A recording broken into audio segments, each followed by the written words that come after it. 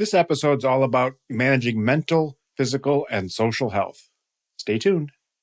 You have kids, they grow up, and before you know it, it's time to plan for college. Where do you start? How much is it going to cost? Will you qualify for financial aid? Should you be looking into scholarships? When will you be able to retire? What about student loans? The list of questions is never ending. The good news is, all the answers are right here. Welcome to the Taming the High Cost of College podcast. Here is your host, certified financial planner, Brad Baldridge. Hello and welcome to Taming the High Cost of College. I'm your host, Brad Baldridge. Today we have an interview with Casey Barneson.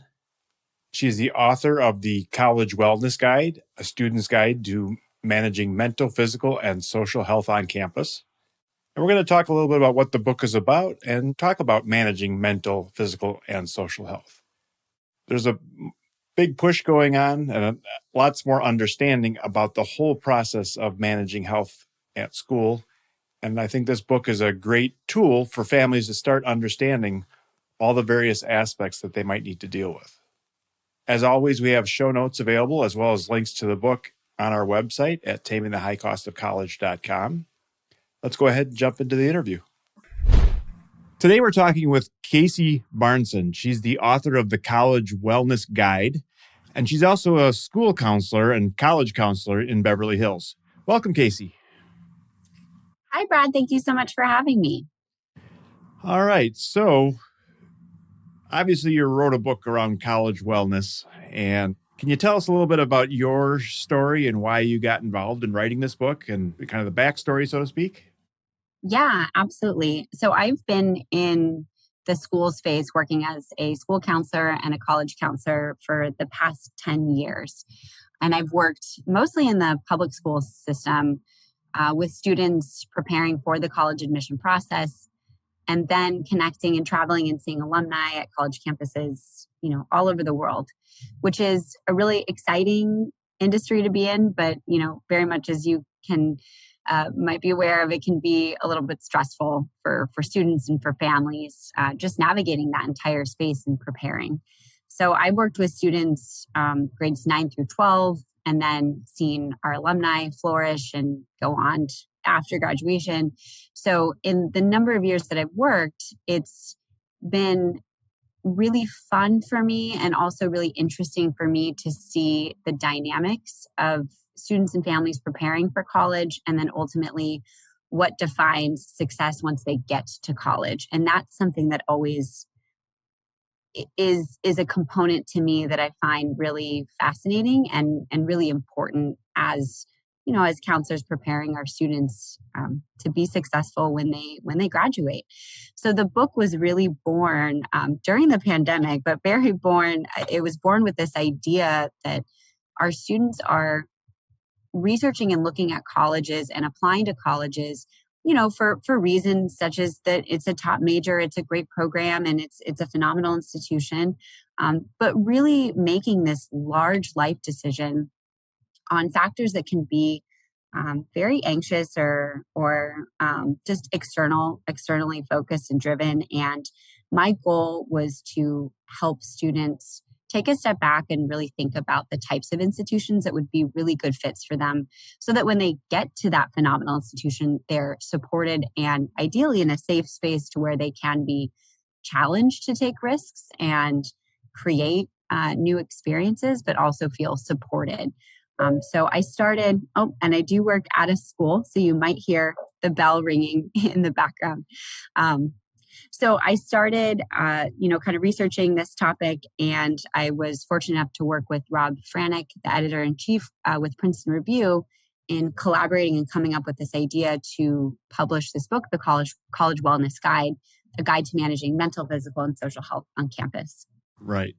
So let's talk a little bit more about that then. So obviously you just mentioned mental, physical, and social health. I think most of us understand physical health, right? We're, getting enough sleep and all that type of thing. And if we're, sure. And obviously some students are very healthy and don't deal much with health issues the whole college process because they're young adults. But occasionally, quite often someone will go with, an ongoing chronic condition, diabetes or ADHD, or maybe they're already needing to participate in seeing doctors and having prescriptions and that kind of thing.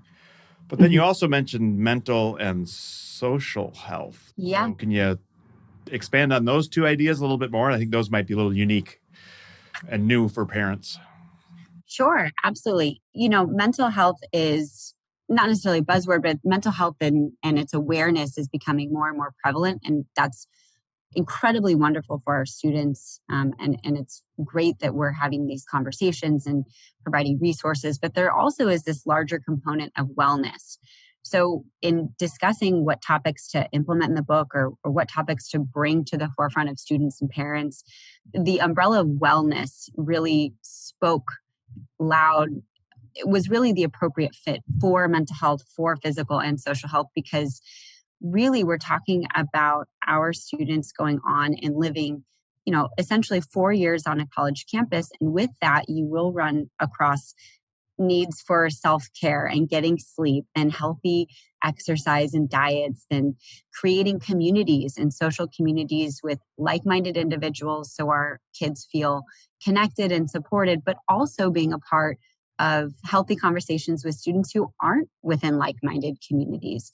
So, and then even navigating, ultimately they're going to head off to careers. So handling finance and career and the stress of a schedule, building strategies to implement a weekly schedule that gets, ebbs and flows throughout the semester. So as they get towards finals and are needing to manage cramming in for study sessions, but you still need to sleep, and then you still are wanting to be a part of a social network that you feel connected to so that, you're not stuck in your dorm room feeling this weight and not being able to get out and participate in the larger community.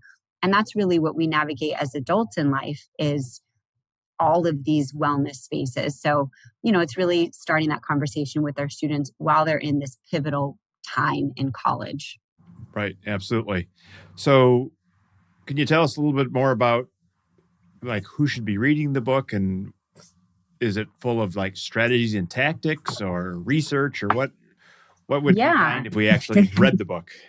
Yeah, absolutely. The book is really cool because it has assessments at the beginning, essentially a very short questionnaire within the different units, mental, physical, and social health, where students can go through and respond to some statements and get a self-survey of which sections would be more helpful to them.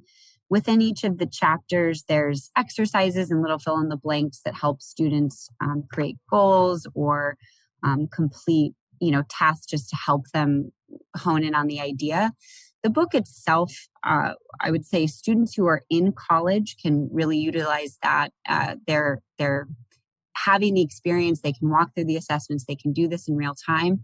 However, I would say that students preparing for the college process, it can be a phenomenal resource in helping them not only assess the different areas that might be important to them, but also help them figure out what types of colleges in their college search, what types of schools will fit their needs. So if a student is finding that they need more support within counseling services, for example, in the mental health unit, they might then in their college research find a few institutions that do a really phenomenal job or prioritize meditation spaces or counseling services or, whatnot.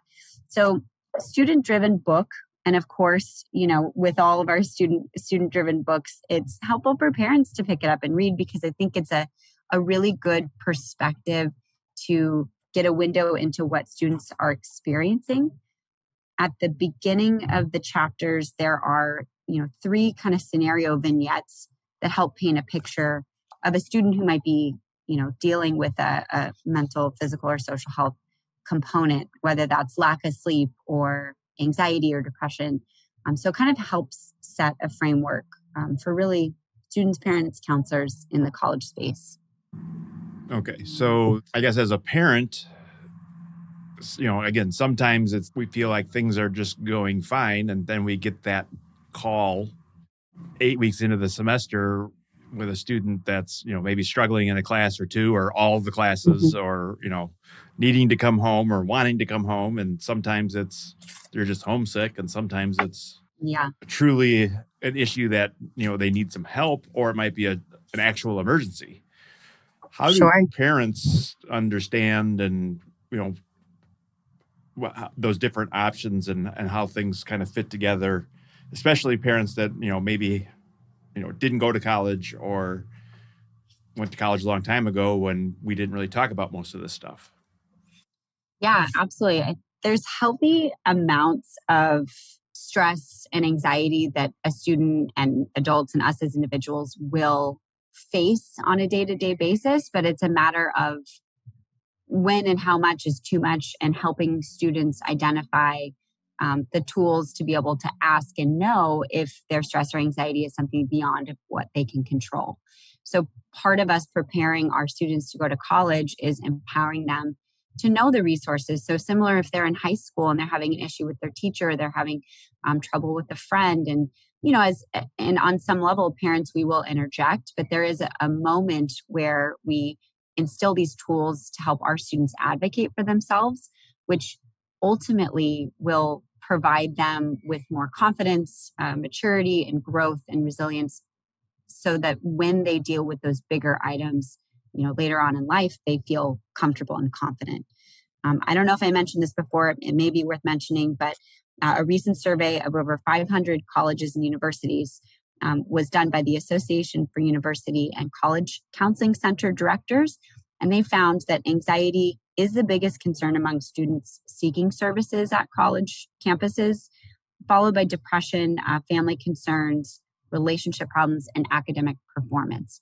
Our students are navigating life at college. So with that, of course, we will see mental health challenges, but that doesn't necessarily mean that it is an ongoing counseling or a crisis per se.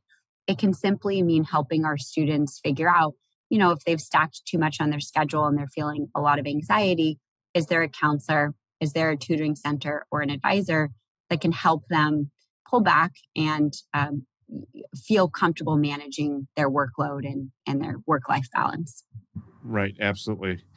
Yeah. I think with the pandemic, a lot of people got stressed out at various levels, from high school and grade school students, and certainly college students, all the way through, our parents and grandparents it was just a sudden and overwhelming change for many. So I think it brought a lot of things to the forefront, and some of the stuff is not new. I think maybe it was ramped up a bit during the pandemic, but I think it's also maybe been growing in society in general. I mean, yes. Yeah. Right. It seems like when I went to college, part of the solution was less people went to college. So if they didn't have the support for people that needed, support in certain ways, so they just weren't allowed, they didn't come because they knew they weren't going to get supported, and they knew they wouldn't be successful. Today, I think a lot more campuses are welcoming a broader variety of students, whether it's physical disabilities, mental support, physical support, all the different areas where they're trying to get more diversity and be more inclusive. And, so that's one piece of it, where more people are coming, with diabetes, and they have to figure out how to get insulin without parents around. That might have kept a student home 40 years ago. Yeah, absolutely. I think the conversation is definitely, the doors are open for conversation. And certainly the pandemic and global events are propelling those conversations. But, as you mentioned, when you look back through generations, there, significant events and anxiety and stress and all these, have been prevalent. But I think the conversation is at the forefront. And certainly universities and institutions are investing their time and money into building wellness programs and support programs for our students. Because again, when our students graduate from these institutions, what do we want? We want successful, healthy, happy alumni, right? So when a student graduates college, theoretically, they should be ready to take on that job or grad school or med school or law school, and be in a space to do it in a way that's going to be happy and healthy, that will reflect in a positive way on the university and our students. There's no sense in going to one of the top ranked university in the world or program, and if you're so anxious or so stressed, or it's not a good fit, and it's not a good campus environment that's conducive to your learning style, for example. It doesn't matter where you are. So there has to be that framework. Similarly, if you were to move as an adult and buy a home in a neighborhood, you're probably going to research the local schools, look at parks, look at safety. You're looking at all these components to see if it's a good house for your family to move in a good foundation. And that's very similar to when we approach the college process with our students. Right. Absolutely. So I'm looking in the book, and there's a number of different self-assessments. They're primarily targeted to the student. Yes. And there are things around like study support and self-care and community and campus. And, again, some questions that you might ask and that kind of stuff. So once we take this assessment and then switch to the finance section or the career section or whatever, are there solutions there or ideas there, or what? First we take an assessment and it says, maybe the campus survey that I just took pointed out a couple concerns. So then I flip into the book, and then what am I going to find once I move to the campus section? Ways to solve the problems I just discovered, or we're going to exacerbate the problems. No, I'm kidding. The assessments are a helpful starting point, and in the intro, we remind students you can jump around. The book is really meant to be picked up. You can take the assessments, or you can simply jump around if as your needs change. But if I'm a student, and let's say I'm feeling particularly anxious about my career options, for example, let's say. These are kind of the extra sections that we threw in there. What's helpful is as students are reading this, they can identify first and foremost, those are those kind of vignettes at the beginning. They can identify, similar experiences that other students are going in. And what's helpful about that is that they can be reminded that they're not alone in facing some of these challenges. And then there are active tools, activities, little fill in the blanks, and then quotes from students who are in college currently that they can relate to. So, for example, in the career section, at the beginning of the chapter, it's write down all your classes, extracurriculars, activities, and jobs from a semester of your choice, and find the link between those activities and the connection between the career that you're beginning to think about. And then there's some action items. So there's a section on resume service, or what's one thing that you can do to help move forward in your career search, for example. Is that attending the the career fair that's happening on campus? Is that attending a lecture series? So, the part of the solution is not us providing the solution for the students, but providing activities and tools that help a student implement and find that solution for themselves. So whether that's if they're having trouble sleeping, or they're realizing they're staying up too late studying and not eating as healthy, is there a map that they can draw where they know where the healthy foods are nearest to their dorm? And there's tools for strategies. If I'm in the library and it's late and everything's closed and I don't have access to food, did I have something that I could prepare before I got to the library? Am I having a water bottle with me at all times?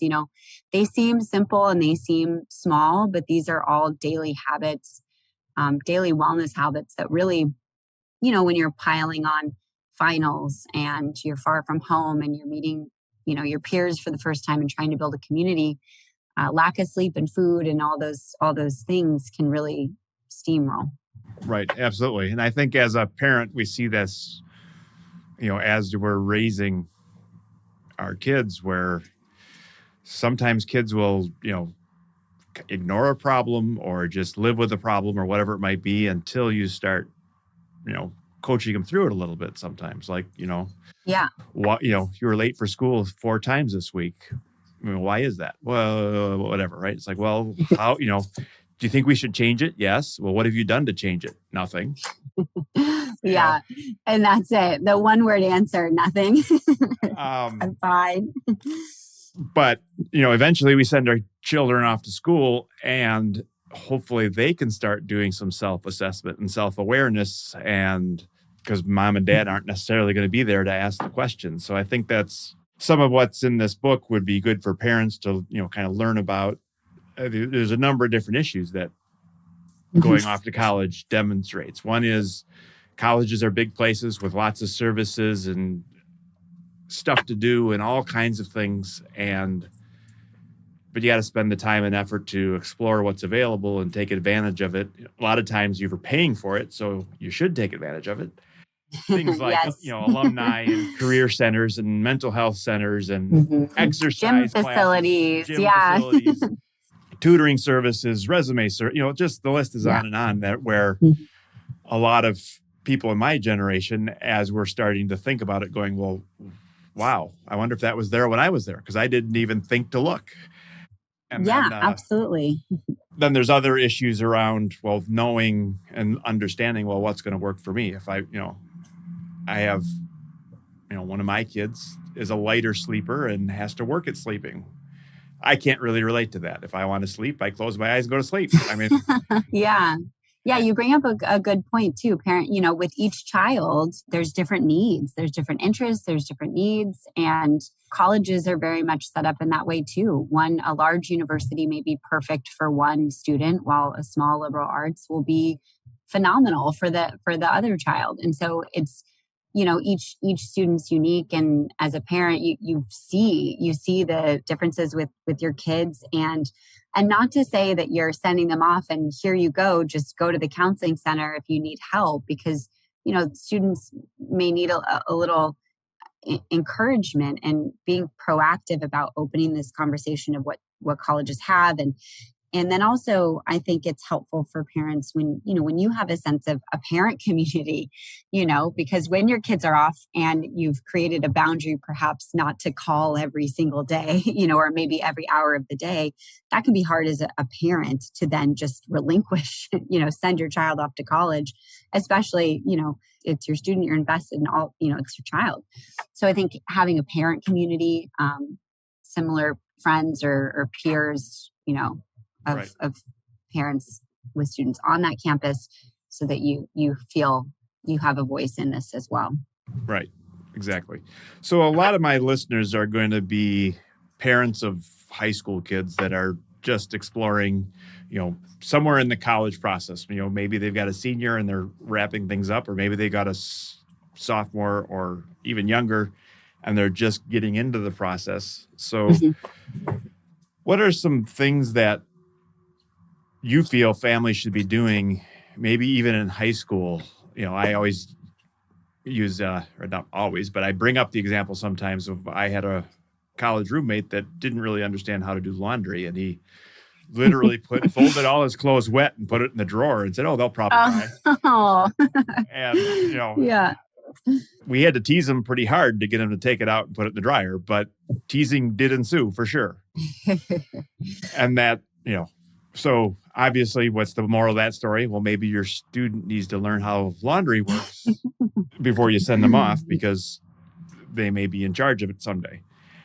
But there's other things, and so what do you see as a school counselor today? Obviously, you're in a high school dealing with high school kids, so here's your chance to talk to a bunch of parents and say, well, think about these things, or here's some ideas, or what are you recommending these days? Yeah, I love it. First and foremost, there are thousands of colleges and universities nationwide, not including international universities, with a myriad of programs academically, but also with all of these services that are discussed in the book, support services, but even just the campus environment. And they can differ so broadly. And so a huge component of the college prep process in getting our students to a place where they can feel safe, happy, challenged, successful, ready to grow is the college research piece, researching the college list and where a student ideally should be applying. And that conversation can start very well early on into high school, and even really encouraging touring some local colleges, even if it's a university that they end up not applying to. If you're on vacation, or if you're in an area where you're close to a couple universities, one big, one small, one public, one private, one in the city, one a little bit, suburban or in the outskirts, for example, just helping your kids see the different types of colleges and institutions in a space that's not so okay, I'm a ninth grader and I want to go to this university and that's my goal. It's all or nothing. So my focus for the next 4 years is to study hard, take all the APs I can to get into this one university. Because what happens is, we're applying to these universities, they're accepting essentially, 12, 13, 14% of their applicants. You've now instilled a story that there is, a few components where your student can thrive in. And if they don't make it there, well, then that's it. Let's pack up. We're done, right? So I think early on, helping to tour campuses, just get to know colleges in a space that's not as cutthroat, meaning we're not in the thick of the application process. And if you are in the thick of the application process, I would just recommend really building that college list in a strategic way. So looking at the academic components, but also looking at the personal and social components of a college campus and making sure that list is balanced. So you have at least 2 or 3 schools that a student feels confident that they can succeed there and get them excited for it. In high school, our principal always says this, that we really want our students to fail forward. This is a safe space. They will make mistakes, and it's our job to help them find the tools and understand that it's okay to fail, but you can fail forward. You will have challenges, you will have roadblocks, and you will be told no. And a huge component of the college admission process can be rejection. So as parents, really starting that narrative early on of normalizing the different types of colleges. And, if we think back to even our own careers, and if you asked your friends the different types of colleges and pathways to where we as adults are, it's not a straight line. It's all over the place. So remembering that if they don't get into one institution, that's not the end of their road. Right. Absolutely. I think that's where, again, if you did that survey with parents instead of students and asked, well, how did you get here? Yeah. There's a lot of different stories. And if you said, well, would you have done it differently? A few would say yes, but many people would say, yeah, I went and studied this and it didn't work out. But I don't know if I'd put it in the failure column, but I needed the failure to understand this or that so that I could go on and do this. You hear that a lot. So absolutely, most paths aren't going to be, paved and wonderful and smooth.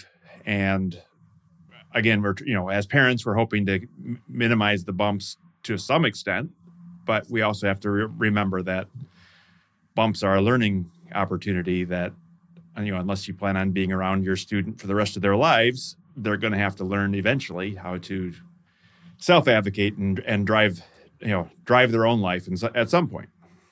Yeah, absolutely. And, high school is such a wonderful opportunity to try new classes, join clubs, join activities if they don't like it and they want to give it up and try something else, and attending a college fair and touring colleges and really celebrating the unique strengths that each student has.